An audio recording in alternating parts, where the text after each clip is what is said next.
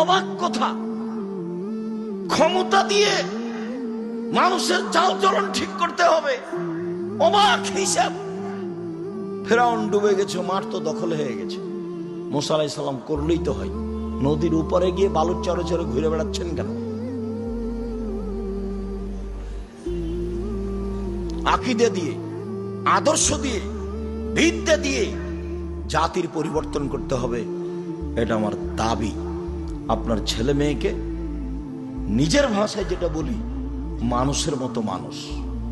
মানুষের টাকা লুটে খেলো, তখনও মানুষের মতো মানুষ।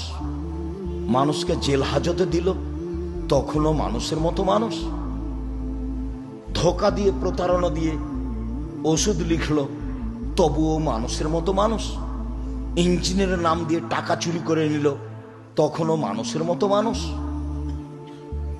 কি করে আপনি বলতে চাচ্ছেন যে আমি চেয়েছি ছেলে মেয়েকে মানুষের মতো মানুষ করতে? ভুল হিসাব। তৃতীয় হলো এইটা। আজকের মতো শেষে চলে আসলাম। আমি চেয়েছি সম্মানিত দিনী ভাই বোন 5 ওয়াক্ত সালাতে অটল থাকবেন, কোরআন তেলাওয়াতে অটল থাকবেন, আদর্শে অটল থাকবেন। আদর্শে অটল মানে সচ্ছল হই, অসচ্ছল হয়ে দান করব, সবসময় দেওয়ার হাতে থাকতে। 10 টাকা একটা কয়েন, কয়েন বুঝেন কি আপনারা? কয়েন বুঝেন? 1 টাকা, যেগুলো কাঁচা টাকা যেগুলো, সেগুলো 1 টাকা। এটা হলো 1 নাম্বার, মাথায় রাখবেন। কেন? ইবাদত হিসেবে এত শক্তিশালী পাওয়ারফুল ইবাদত পৃথিবীতে নেই, এত ক্ষমতা ধরে ইবাদত পৃথিবীতে নেই।